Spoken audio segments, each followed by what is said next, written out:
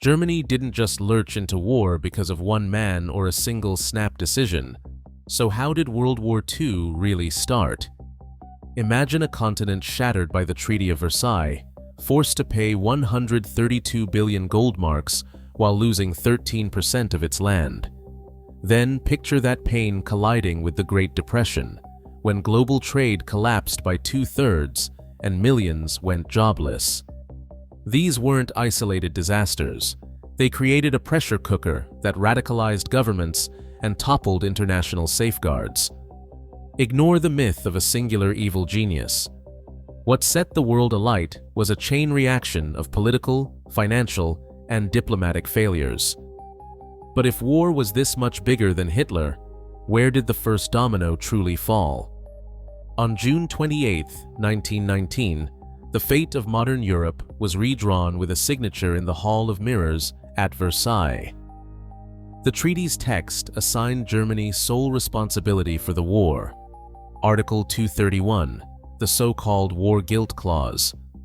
This single sentence became a national wound, blamed for years of humiliation and anger. The Allies demanded reparations of 132 billion gold marks, a figure so vast it outstripped Germany's total economic output for years to come. The sum was set not just to rebuild France and Belgium, but to keep Germany weak. Borders shifted on the map as if by decree. Alsace-Lorraine returned to France. The coal-rich Saar was handed to the League of Nations, its mines reserved for French industry. In the east, the Polish corridor carved a path to the Baltic, splitting East Prussia from the rest of Germany and granting Poland long-sought access to the sea.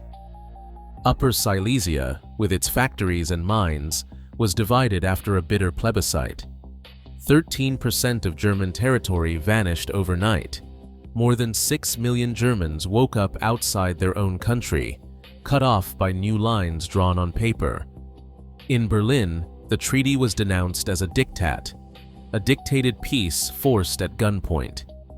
Every political party, from the far left to the far right, condemned the War Guilt Clause and reparations as a national disgrace. Newspapers called it the Schmachfrieden, the shameful peace. Yet the Social Democratic government, under Allied threat of renewed invasion, signed anyway. For years, German leaders promised to revise the settlement, fueling a politics of resentment that would only grow sharper with each economic shock. Across the Rhine, France saw things differently. Cabinet memoranda and public speeches insisted on security first. The trauma of invasion and devastation demanded guarantees. A weakened Germany, enforced reparations, and buffer zones like the demilitarized Rhineland. The French public, haunted by memories of 1914, supported tough terms, convinced that only strict enforcement could prevent another disaster. For Poland, the treaty was a beginning, not a punishment. Polish leaders viewed the new borders as the restoration of a nation lost for over a century. Cabinet papers from Warsaw called for maximum territorial gains, corridors, coal fields, and defensible frontiers. These provisions, celebrated in Poland, became flashpoints for future conflict with both Germany and the Soviet Union. But the peace was never as clear-cut as the signatures suggested. Allied enforcement fractured almost from the start. Britain's press and politicians warned that crushing Germany risked further instability. American leaders, who had championed a peace without victory, refused to ratify the treaty at all. Reparations were restructured again and again, and military occupation of the Rhineland ended early in 1930. The harshest mechanisms of Versailles were rarely enforced as rigidly as memory claims. What endured was the sense of grievance, each country convinced it had been treated unfairly, each preparing for a future in which the settlement might be overturned. By 1923, the German mark was worth less as currency than as fuel for the stove. Shopkeepers changed prices by the hour. Workers collected pay in wheelbarrows, only to watch their wages lose value before reaching the bakery. At the peak of hyperinflation, a single loaf of bread cost 200 billion marks. Families sold jewelry, pianos, even their winter coats, just to buy potatoes. The memory of this collapse haunted a generation. But the economic pain did not stop there. The Great Depression struck in 1929, first as a stock market panic in New York, then as a shockwave that toppled economies worldwide. German factories shuttered their gates. By 1932, nearly 1 in 3 German workers was unemployed, over 6 million people. Bank failures wiped out savings, and lines for soup kitchens stretched through city squares. Businesses, desperate to survive, laid off staff or closed entirely. The misery was not confined to Germany. In Britain, unemployment reached 22%. In the United States, 1 in 4 workers lost their jobs. Even Japan, far from the Western Front, saw exports collapse and factories slow to a crawl. Governments scrambled to protect their own industries. The United States passed the Smoot-Hawley Tariff in 1930, raising import duties to record highs. Britain followed with imperial preference, favoring trade within its empire and shutting out rivals. France and Italy imposed quotas and licenses, walling off their markets. World trade shrank by more than 60% in just 4 years.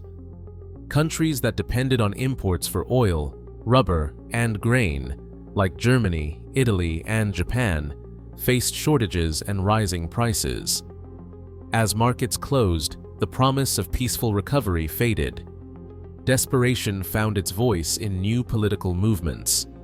In Berlin, Nazi banners promised jobs and bread.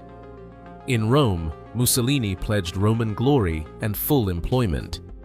In Tokyo, military leaders argued that only conquest could secure the resources Japan needed to survive.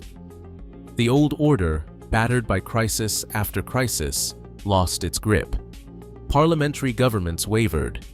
Extremists, offering certainty and action, drew crowds in city squares and votes at the polls. For millions, the radical became reasonable. The promise, order, renewal, and a way out of the spiral. By the early 1930s, the world economy was carved into hostile blocks, each hoarding what it could, each blaming others for hardship. The global system that once connected markets and moderated conflict had fractured. In its place, leaders embraced risk and rivalry.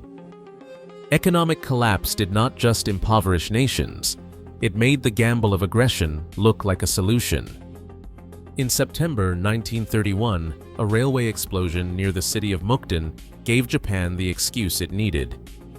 Within hours, Japanese troops poured into Manchuria, seizing towns and rail lines under the claim of self-defense. The League of Nations dispatched a commission to investigate, but months passed as diplomats debated reports and wording. By the time the League condemned the occupation, Japan had already installed a puppet government, Manchukuo, and dismissed the League's authority as meaningless. Tokyo's delegates walked out of the chamber, leaving behind empty seats and unanswered warnings. 4 years later, the world watched as Mussolini's armies crossed into Ethiopia. Italian bombers targeted villages, and columns of mustard gas drifted over the highlands. The League gathered in Geneva and, after weeks of speeches, agreed on sanctions. But the embargo left out oil and coal, the very resources Mussolini needed to keep his war machine running.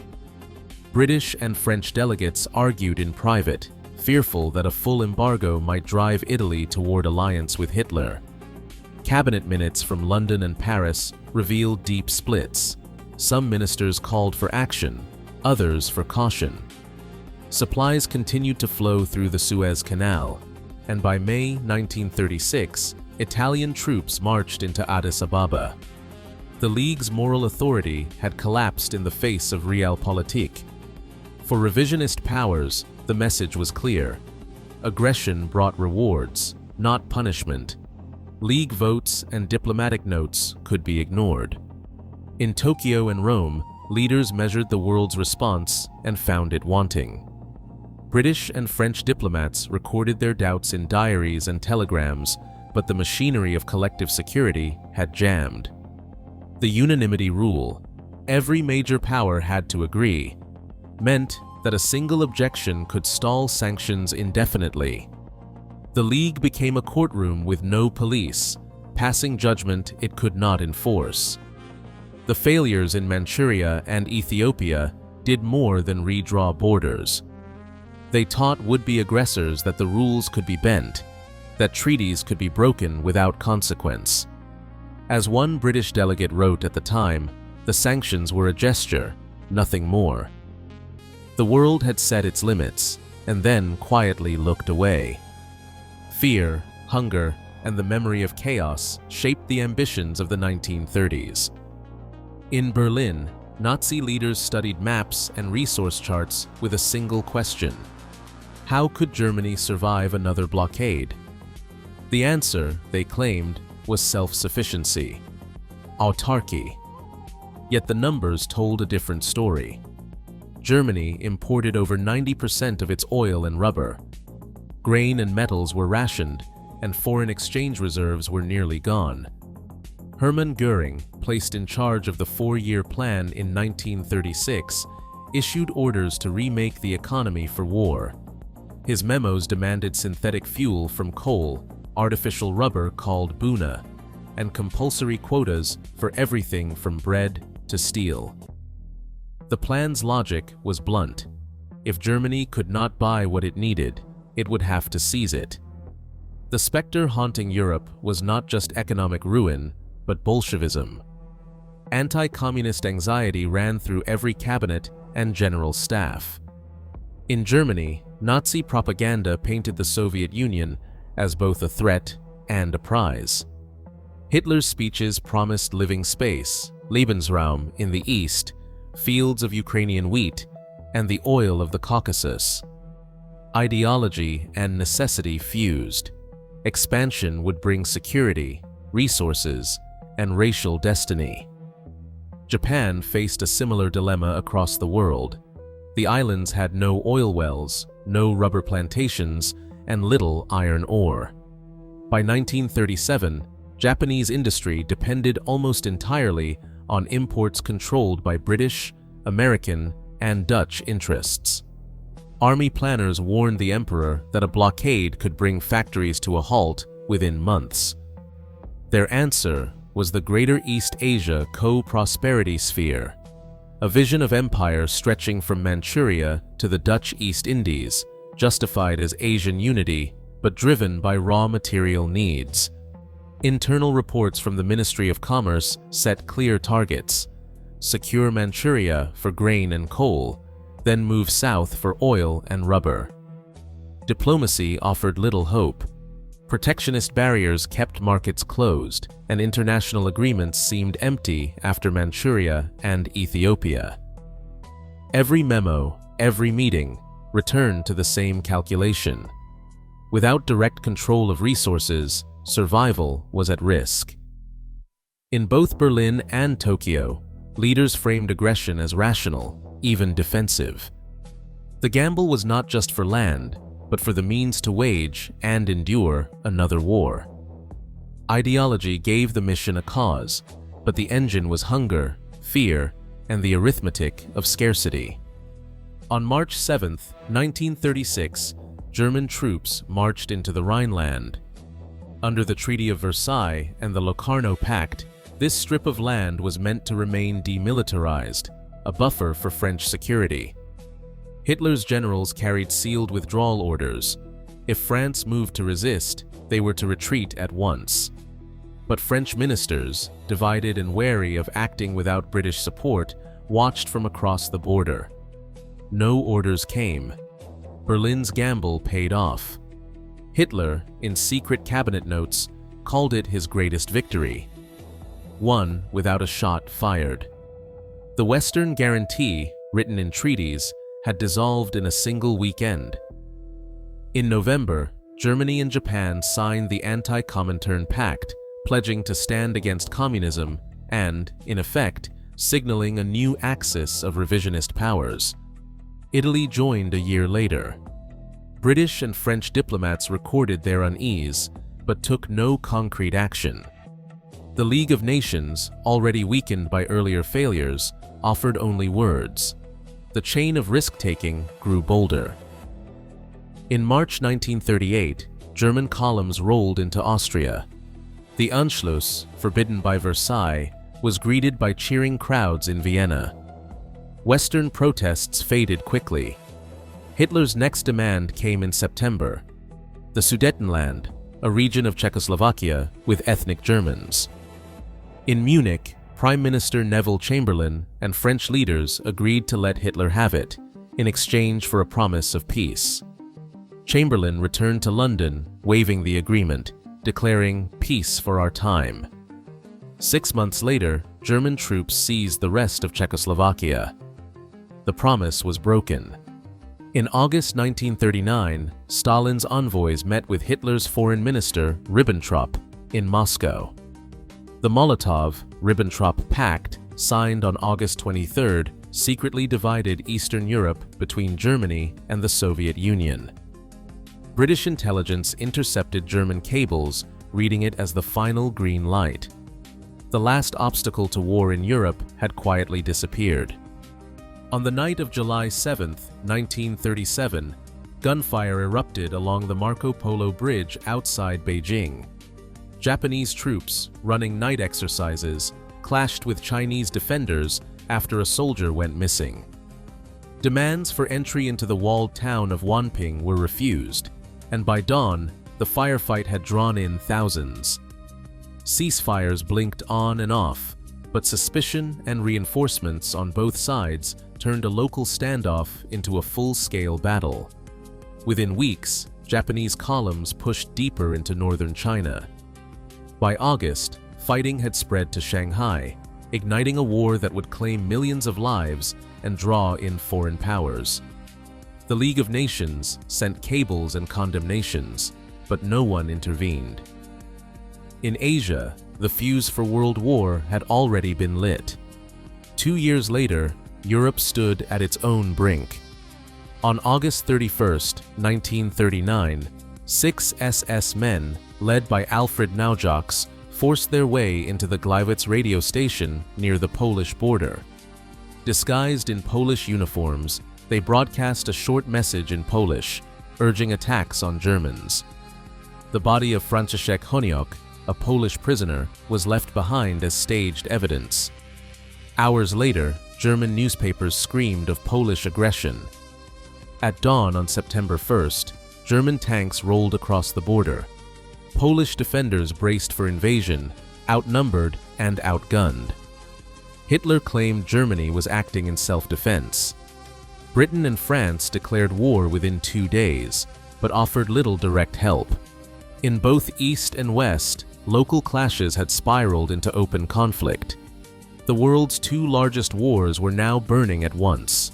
Separate sparks, but a single, global fire. When Germany lost 13% of its territory and faced 132 billion marks in reparations in 1919, the Treaty of Versailles set new borders and deep grievances. But it did not make war inevitable. The global Great Depression that followed, with trade collapsing by 2/3 between 1929 and 1933, fueled radical politics and gave rise to leaders promising recovery through force. League of Nations archives show how failed sanctions against Japan in Manchuria and Italy in Ethiopia emboldened aggressors. Step by step, from the Rhineland in 1936 to the Molotov-Ribbentrop Pact in 1939, each unpunished breach made the next escalation more likely. Some diplomatic cables and intelligence reports from the 1930s remain classified or lost, so not every motive is fully known. But the evidence is clear. World War II was not triggered by a single man or moment, but by repeated failures of economics, diplomacy, and collective security. Understanding these patterns matters today, as the risks of system failure remain. The real origins of World War II reveal a lesson. Unchecked crises and weak institutions can make conflict likely, long before the first shot is fired.